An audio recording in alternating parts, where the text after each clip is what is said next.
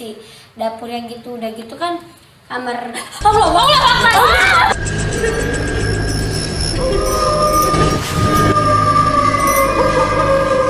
Oke, assalamualaikum warahmatullahi wabarakatuh. Kembali lagi dengan gue Safira Umaro. Kali ini gue mau bikin video yang tentang part 2 horor, HORROR, cerita setan. Oke, gue mau lanjut lagi cerita tentang horor. Yaudah, yuk lanjut ya. nih gua punya cerita yang di rumah nenek. Sonoan sih, lu jangan mepet-mepet sama gua. Lu takut? Enggak. Udah dibuka. Tinggal kabur. Di rumah nenek yang ada. Jadi lu ceritanya mau tentang yang mana? Yang di rumah sakit.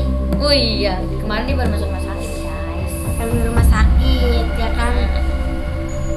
Itu hari pertama gue tidur di rumah sakit apa malam kedua ya, gue lupa. Gue nggak tahu itu ruangan kasur yang gue tempatin bekas orang meninggal di tempat. Gue taunya pas hari kebesokannya dari si ibu depan kamar gue. Nah terus si ibu cerita, nah terus Neng katanya ini yang nempatin kamar Neng itu orangnya meninggal di tempat. Emang sakit apa bu? Sakit apa ya, jantung kayaknya? Paru-paru, itu Sesak kan napas. Itu kan kamar paru-paru. Dia paru-paru. Iya, sesak napas, intinya dia sesak napas. Masuk kamar dia udah aduh jorok banget deh Dan Zupri. aneh. Nah terus kata si anaknya ibu, udah mah jangan diomongin, takut si adiknya takut gitu. Enggak, ibu mah cuma bilangin aja biar ya bacaan aja gitu, yang namanya di rumah sakit kan. Nah terus pas itu besokannya, tapi sebelum diceritain emang gue udah dapat kejadian yang gak enak menurut gue ya. First time gue tidur di rumah sakit, di kasur rumah sakit, dan suasana yang berbeda. Biasa gue tidur jam 11 malam, itu jam 8, jam 9 gue udah tidur. Nah terus itu keadaannya habis hujan terus halaman balkon rumah sakit itu udah dimatiin lampunya, dari ujung ke ujung udah dimatiin lampu halamannya. Nah terus gue ngedenger suara nangis di jendela kata, tapi gue sempat bangunin emak gue juga. Lu tempat tidur pas deket jendela kan? Iya, Dia pas banget deket jendela. kasur gue pas banget deket jendela. Nah pas dibuka jendelanya itu emang udah bener-bener gelap, cuma yang kelihatan itu kayak genteng-genteng rumah warga, kayak ruko gitu. Yang terang itu jalanan, bukan balkonnya. Nah terus gue sempat bangunin mama, itu ada orang nangis isek-isekan, siapa ya mbak di jendela. Gue buka nggak ada siapa-siapa. Nah yaudah, akhirnya pas besokannya baru gue dapat cerita itu. Wih itu kali orang, tapi sebelum meninggal juga sering nangis, katanya ngeluh sakit, dadanya nyesekan. Soalnya yang meninggal itu udah kayak paru baya gitu, udah kayak udah bau umur lah gitu, bau tanah gitu. Parah. Udah uzur. Iya udah uzur, maaf bahasanya kurang baik. Nah terus ya udah, gua mah udah nggak heran lagi ngedenger orang suara nangis kayak gitu, udah nggak heran lah. Karena emang yang gua tempatin juga keadaannya kayak gitu.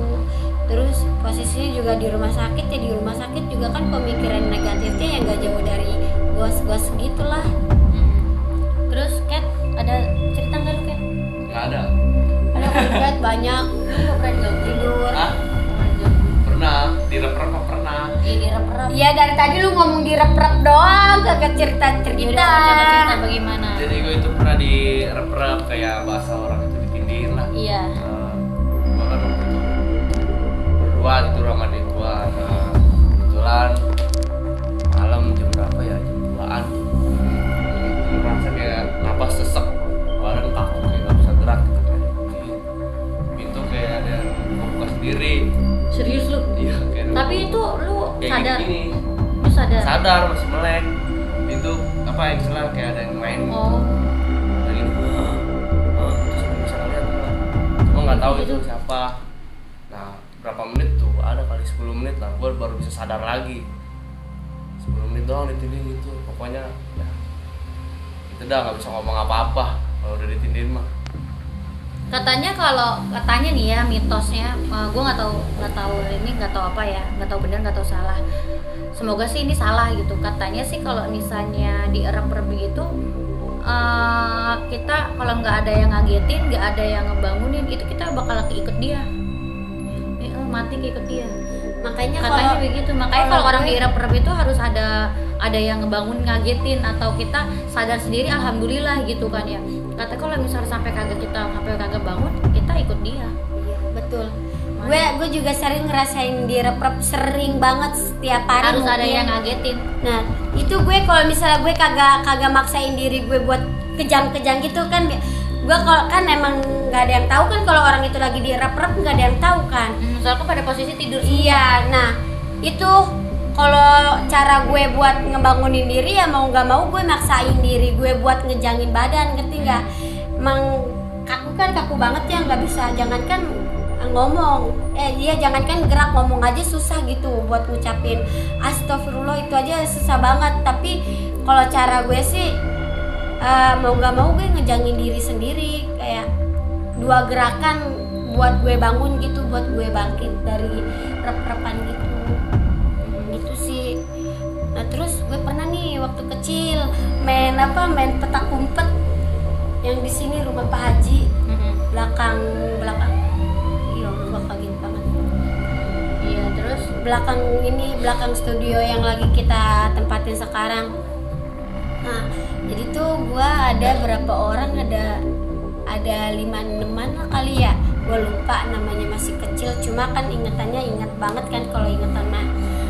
Gue ngumpet waktu itu, yang jaga temen gue itu posisinya malam Jumat abis tahlilan. Ini nih bapak-bapak abis tahlilan kan, pengajian bapak-bapak. ya biasa tuh gue kalau malam Jumat masih tetap main, namanya anak kecil mah bandel ya kan kalau dibilangin. Temen gue yang jaga. Nah terus gue ngumpet di belakang motornya itu gang kecil tapi got, nggak bisa dilewatin, gang kecil tapi got. Ini kan gang kecil tapi got ya kan, gelap banget nggak ada apa-apa. Udah gitu emang kan di belakang gelap kan, lampunya terbatas iya, gitu. Paling ada orang kalau orang lewat doang, kalau nggak ada ya emang tempat kita main, tempat anak-anak main gitu. Anak-anak juga kan masih pada kecil-kecil. Nah gua ngumpet di belakang motornya Pak Botak, terus Pak Botaknya fan aja ya nggak apa-apa. Nah terus pas gue ngumpet begini, gue pegangan plat nomor ya, ada yang ngegerem di kuping gue gitu. Gue nggak bisa niruin, saking seremnya suara dia itu, saking Ini seremnya ya ngegemak. gitu. Iya. Terus kayak suara robot, tau gak sih? Iya. Suara robot gitu. Dia ngegerem 2 kali. Nah terus pas ketiga kalinya dia ngomong begini sama gue, jangan di sini, pergi gitu. Demi apapun gue langsung ngibrit itu, kayak gue merinding aja. Di bahasa sedih ngomong. Ih demi Allah, dia ngomong begitu malam Jumat. Pokoknya pas gue di situ doang, gue di situ ngumpet sendiri, yang lainnya pada mencar di rumah orang kayak Nanda, terus kayak si Tedesi, kayak si Doni Gemblong. Nah terus gue ngumpet kan di belakang motor 2 kali. Namanya anak kecil ya, kalau mungkin suara nyamuk gitu kan. Pas ketiga kalinya jangan di sini kan, kalau Pak Haji ngomong jangan main di sini, kalau ini beda, jangan di sini, pergi gitu. Kayak oh my god, ini siapa yang ngomong, nggak ada orang, gue di sini sendirian cuy. Gue baru tahu ya, dan ini bikin gue serem juga sih menurut gue. Sampai dia ngomong panjang gitu. Iya, kayak 2 kali dia ngasih peringatan gue ngegerem gitu. Gue nggak pergi karena yang namanya otak anak kecil mah dablek. Mungkin juga guanya juga dablek, main di tempat gelap begitu. Terus dia ngasih peringatan, dia ngomong begitu kayak, aduh gue di sini sendiri, terus siapa yang ngomong gitu. Belakang gue gang kecil gitu, nggak bisa dilewatin, gelap. Lu tahu kan posisinya dulu kayak gimana, rumah Pak Haji, gang ini, terus ini. Iya, gue tahu. Iya, kata gue itu tempat biasa Pak Botak nyimpen motor. Ya udah, kayak serem banget, gila. Udah gitu. Mantul ceritanya ya. Itu menurut gue itu langsung sampai ke bulu ini, ke bulu gue lari sampai gue lari juga kayak ngegebrek mulu gitu, kayak orang idiot jatuhnya. Dan katanya sih kalau sampai ada suara gitu terus dia menggerakkan benda itu tuh Udah marah banget. energi dia tuh udah besar. Energi dia tuh udah besar banget gitu ya. Jadi sampai mereka tuh berani untuk apa namanya? Berani untuk menggerakkan benda maupun bersuara gitu, ngasih peringatan. Kata sih itu energi udah gede banget. Kan biasanya tuh kalau kecil gitu masih bentuk orb kecil. Iya, Orbs kecil itu bulat-bulatan gitu, kayak terbang-terbangan gitu, terusnya asap, terus dia berubah jadi asap itu agak gede energinya, terusnya baru dia berwujud. Dari asap itu mereka bisa berwujud, dan itu yang lebih gede energinya, berwujud itu lebih gede. Untuk menggerakkan benda dia tuh ya udah punya energi besar karena sampai dia menggerakkan benda, begitu sih menurut gua. Ya jadi gue sebenarnya masih ada sih menurut kalian mungkin tahu nih, apalagi para ciwi ya, para ciwi saat kalian tuh pada head. Pertama itu gue baru masih blow onnya tentang head ya, karena gue masih SMP kelas 2 kalau nggak salah, SMP gue kelas 2 di situ. Dan gue tuh biasa emang malam itu bangun. Nah waktu itu gue bangun sekitar jam setengah tiga untuk ganti, karena emang udah banyak banget, dan gue bangun untuk ganti kamar mandi. Dan pas gue udah selesai, selama gue nyuci pembalut gitu kan ya, gue kan kagak pernah dibilangin kalau nyuci pembalut tuh di WC jangan pas deket lubang air, dan gue tuh langsung di lubang airnya gitu. Dan selama gue nyuci itu ada aja kayak suara bebek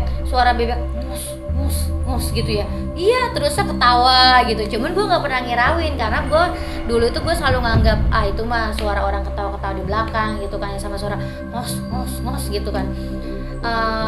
Emang gue tipe orang yang kagak terlalu mau tahu tentang yang lain gitu, agak cuek juga gue emang. Nah terus gue udah sampai selesai gitu kan ya, gue sampai selesai di situ, gue udah pengen masuk ke kamar, dia masih ketawa mulu gitu ya, kayak jauh, suaranya kayak jauh tapi deket gitu. Nah terus gue gebrak aja pintu belakang gue, hey udah malam jangan berisik, jangan ketawa mulu, ganggu orang tidur, kata gue gitu kan ya. Nah di situ dia masih ketawa, gue gebrak lagi, dia agak diem, akhirnya dia diem di situ. Abis gue selesai nyuci gitu, gue nggak bisa tidur sampai pagi karena perut gue mules seminta ampun. Di situ perut gue, jujur gue mules minta ampun, kata gue kok nggak biasa kayak biasa gitu ya, sakit sambangannya, kata gue. Sambangannya sakit sumilangan, sakit head ya, ini sakit banget, gue sampai nggak bisa jalan gitu. Biasanya gue masih bisa jalan, dikasih gue dulu emang suka minum Feminak gitu ya, gue minum Feminak biasa juga hilang, dan ini kok enggak gitu ya, sampai pagi lagi perut gue sakit banget. Terus di situ sama uwa gue diobatinya, dan ternyata gue tuh kesambet, jadi nyuci darah head gue tuh sembarangan gitu, ditambah enggak, gue langsung buang, dan gue nggak naruh di kantong plastik gitu, gue taruh aja deket emang jorok sih, gue taruh deket kamar mandi aja gitu. Ternyata itu kata uwa gue nggak boleh jorok saat kita tuh lagi head, karena yang begitu-gitu tuh suka sama darah yang wangi-wangi, kayak darah orang lahiran, darah head gitu ya, terusnya ari-ari gitu. Gue langsung itu, oh besok mulai saat itu gue kalau nyuci darah head, gue sampai sekarang gak berani malam lagi. Paling gue malam itu kalau udah pengen tidur jam 10 gue nyuci, dan itu gue langsung bungkus di kantong plastik, baru besok gue buang gitu ke tempat sampah besokannya lagi. Pokoknya intinya gue bungkus pakai tempat pembalutnya, baru gue buka masukin ke kantong plastik. Itu gue bener kesambet di situ, kata uwa gue kesambet. Pokoknya intinya gue kesambet aja, tapi gue nggak dijelasin kenapanya gitu ya. Dan uwa gue tahu katanya abis malam-malam nyuci gitu ya, pagi-pagi. Iya kan, karena emang masih polos, masih bego gitu ya, nyuci sembarangan aja gitu, nyimpen juga sembarangan. Ternyata kita nggak boleh gitu ya. Intinya mah kita harus jaga kebersihan gitu, mau kita nggak head sama head, pokoknya harus jaga kebersihan. Apalagi darah itu bener-bener wangi, katanya sih menurut mereka tuh wangi, makanya mereka kesenengan ketawa-ketawa gitu. Jujur perut gue sakit banget di situ, kayak orang dikubek-kubek, ngerti nggak sih? Perut kayak ditonjok lagi perut gue sampai nggak bisa jalan. Biasa minum obat kan sembuh, ini nggak sembuh. Dan akhirnya sembuh gue dikasih air, namanya itu sambet dong. Pas dikasih air gue kesembuh, gue semenjak situ gue kagak berani lagi nyuci pembalut malam-malam. Pokoknya gue udah, dan gue kalau nyuci sekarang di lubang WC, nggak langsung ke saluran air. Kalau saluran air kan jatuhnya kan masih di got itu kan. Kalau gue saluran air gue langsung jatuhnya ke got saluran airnya. Jadi udah langsung ngalir aja begitu. Mungkin wangi kali ya di situ juga. Ya udah, itu sih pengalaman gue. Dan untuk kalian yang para cewek-cewek, menurut gue Harus jaga kebersihan. jaga kebersihan. Nih gue punya lagi nih cerita yang di rumah nenek zaman dulu di Anggrek. Jadi itu kejadiannya asar ya. Asar gue emang kan kalau di rumah nenek asar itu udah harus mandi kan, emang udah rapi lah, udah wangi, udah rapi. Terus asar, waktunya asar juga kayak emang itu orang-orang rumah pada keluar rumah gitu, pada ke taman buat main, yang namanya komplek ya kan. Kalau sore tuh kayak pada kumpul ibu-ibu, anak kecil main. Nah terus nenek gue lagi keluar di situ, emang gue lagi nginep di rumah nenek gue yang gue lagi ngaca. Terus ada angin, tiba-tiba rambut gue gerak, kok nggak ada angin, terus panas gitu, kayak berasa di gini gitu. Iya, tapi rambut lu bergerak ya? Iya, Rambut lu bergerak tapi tahu kayak di gini, nah, panas kan. Dia kata gue, panas banget muka gue gitu. Terus emang ini mata ekor gue selalu tertujunya ke pintu dapur itu emang destinasi mata yang menarik lah gitu. Kita dulu tuh paling takut kalau disuruh ke atas sama ke dapur. ngelihat pintu dapur aja udah no way banget deh, enggak gue nggak mau gitu. Udah paling takut banget kalau disuruh ke dapur, ngelihat pintunya udah males banget. Karena emang itu kayak pusatnya banget ya, ngelihat pintunya aja udah pusatnya banget, gimana diisi dapurnya gitu. Udah gitu kan kamar